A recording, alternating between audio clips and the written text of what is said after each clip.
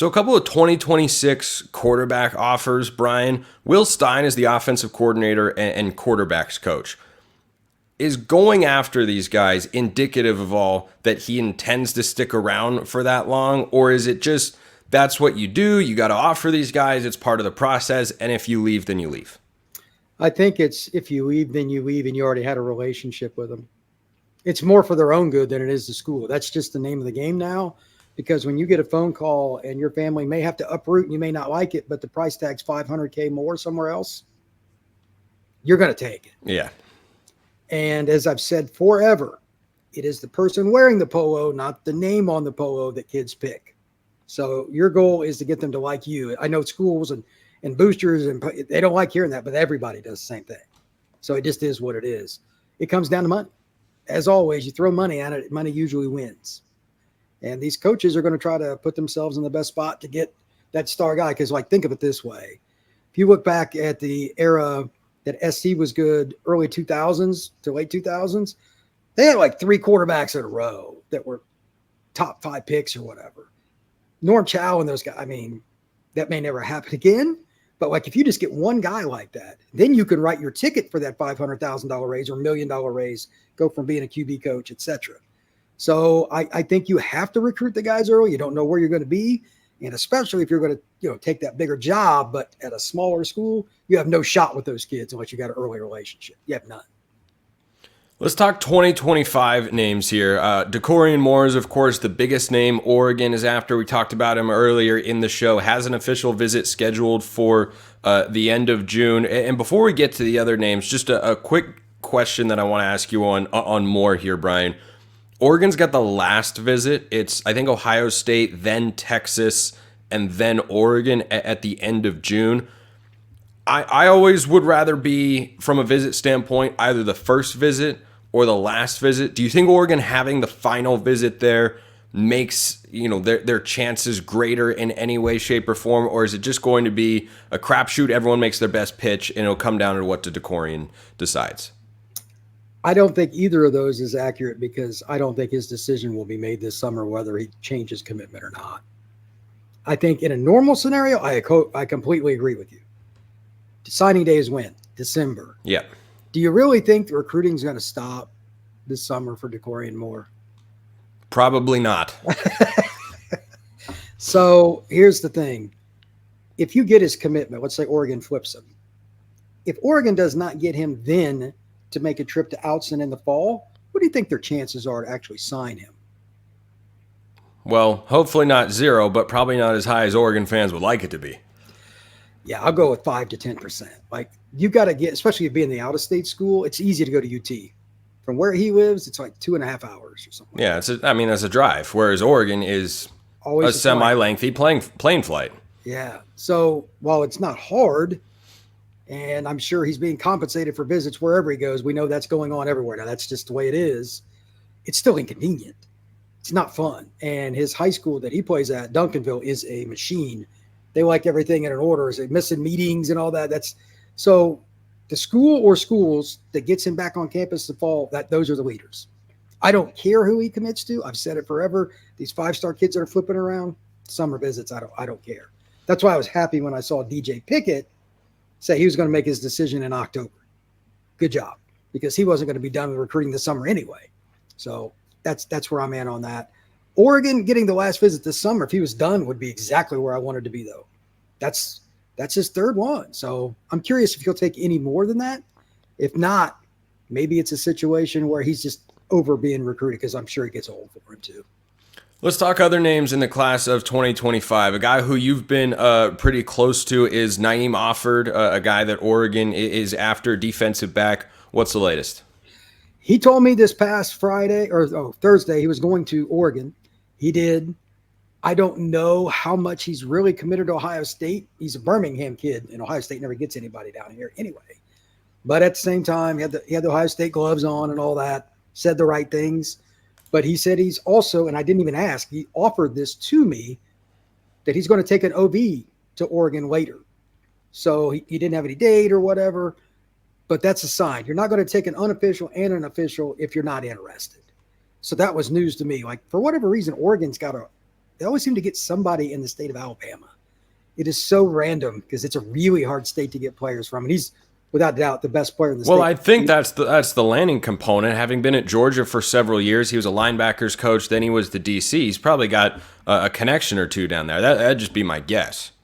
Well, it's ironic. Cristobal was at Alabama at one point, and when he was at Oregon, he would do pretty well in that area too. So it's really random. But anyway, this is a kid that got a shot at. He could have went anywhere this past weekend. That kid is. I got a phone call about him today asking to do an eval on him. I said, it's no brainer. And he said, what do you mean? I said, that's 5-star. It's in the story. Said back pedal, physical, 190, yoked. He's locked in. He has good eye discipline. He has all the things you want. And here's the funny part. Like, I get mad every time I go watch an elite corner because nobody ever throws at him. And through 3 quarters that he played, he got 0 throws. Literally 0. It's awful. But he had 2 touchdowns as a running back, one of which he made a couple guys miss and outran everybody on the field.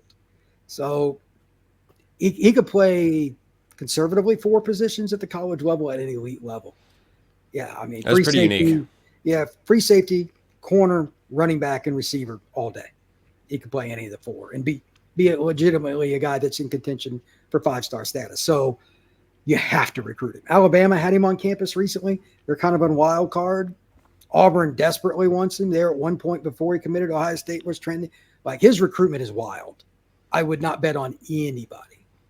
Speaking of Ohio State defensive backs, Offord is still verbally committed to Ohio State, but Blake Woodby is not. And then there was a report that he was going to be considering or visiting Oregon. What's kind of the latest on him? I was surprised at that. I met Blake last summer. Great kid, great personality, and he could play. He was at Future 50, an Under Armour event down at IMG, invite-only deal, and he's a great player. When he decommitted in the way Ohio State's DB room was stacking up, I thought, well, he just wants to be a part of that. That caught me by surprise.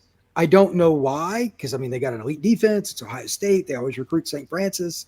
So that one caught me by surprise. Oregon's been involved with him anyway. They might be the team trending. They obviously had a certain quarterback from there committed last year at one point, and that's also that was Michael Van Buren's school, right? Yeah. And Ife Obadegwu. Yeah, that's right. So I would say that Oregon has an in at that program too. Obviously, maybe that's their guy. He's not as big. Like, Offord's 6'1". He's 190 pounds, just locked in. Like, he looks like a college sophomore. Woodby needs to add a little weight, but he can fly. I saw him run a sub 4.4 electronic before. I mean, he could fly. He could play multiple spots. He'll probably take 4 or 5 visits now, would be my guess. I haven't heard his slate. But again, this is kind of new news. It just happened recently, and Oregon's the first name that's kind of come up. Yeah, and there are still other names in this 2025 class. One more before we take a break. Justin Hill, defensive lineman, a guy that Oregon has been after. Good-looking football player. I am consider me a Justin Hill fan. Let's just say that. I'm on that train with you. 100%. Yeah. How good of a chance does Oregon have here? It's random because, like, he's a Cincinnati kid.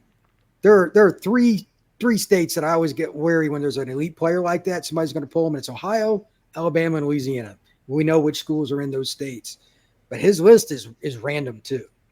Oregon, when was the last time they got an elite kid out of Ohio? Not a good player, like an elite. That Ohio elite State kid out of Ohio. I'd have to do some digging on the classes. I'm sure you could find one, but it's like Ohio State just doesn't miss on kids in state that they want very well, unless it's Michigan. Michigan's the one school that usually can, and this kid's from Cincinnati. He's an hour and a half from Columbus. Ugh. That's pretty rough. So I don't care what the intel is. My gut, because I grew up in that area, tells me he's going to Ohio State and he's going to take his trips and make some money on them. That's what I think. But you got to recruit. Like, his first step explosiveness as a pure edge rusher is exactly what the National Football League is looking for. End of story. He is a nightmare. He dips and rips, and it's just like one simple move, but nobody can get out there fast enough. He's just faster than everybody. Yeah. When you have those kind of skills, forget it, bro. It turns out that guys who are better than everybody on the field develop into Division I college football players. Who would have thought? Okay, last 2025 name I want to ask you about for now, Brian, is sort of a new one on Oregon's recruiting radar. Douglas Utu, offensive lineman out of Bishop Gorman, I believe, down in Las Vegas. That and Liberty are probably the best two high schools in the greater Las Vegas area for producing a Division I blue chip talent, and Utu is a blue chip offensive lineman. And this is a position that we've talked about over the last couple of weeks on the show as, you know, one that Oregon is going to start picking up the momentum here. Why do you think Utu is the guy who's popping up on Oregon's radar in a big way right now? They have to recruit that school first off. I mean, Bishop Gorman is as good a program as there is in the country. It's West Coast. I mean, it's no Bishop Sycamore, but, you know. I'm not going to make a comment on that either. We're just going to let that ride. That'd be 112-0. But anyway, it's just he's a power player that really kind of fits what Lanning wants to do. If you go watch Utu's film, and they had last year, the year before, they had 3 Power 5 guys up front. I mean, it's a machine, but he is just the prototypical right tackle, not quite as big, but Maui Noah that signed with Miami, that Oregon and everybody recruited from IMG, started at 340 pounds as a freshman last year. That's what this kid is like. He just needs to add a little bit more weight to get to that, but he's 310 pounds, great feet. SC, Oregon, everybody's after him. He doesn't talk to media, but if you didn't recruit him and you're a West Coast school, you'd be completely out of your mind. Oregon's one of the schools mentioned with him, but again, he really doesn't do interviews. He's expected to take an OV, though. And I would be surprised if he didn't play at Oregon by a sophomore. Like, he's really advanced for his age, and Bishop Gorman has one of the best staffs in the country. Tremendous job.